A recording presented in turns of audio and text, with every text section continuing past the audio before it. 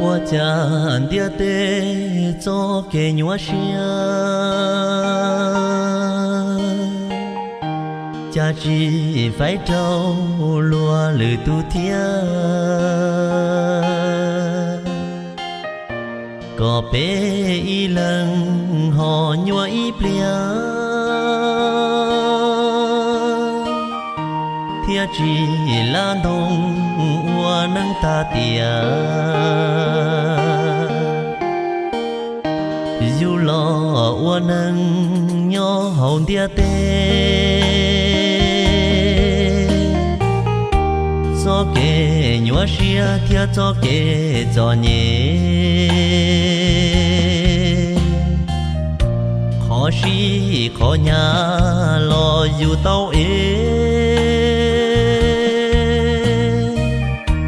cho kê trong đu nhua ua lúa nè. Thì nắng dia tê cho kê nhua nô, cha chỉ rong lê lú trì lú cho. Mua bao y lần na in đủ cho, thiên chỉ nhà nhà cú y lần to.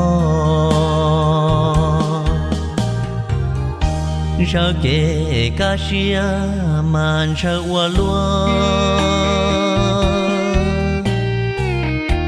xa cỏ tàu nhon cho lũ xua lúa. Ca xia y rau chê ua rong đua, chê luôn tia tê ua chia đua tua.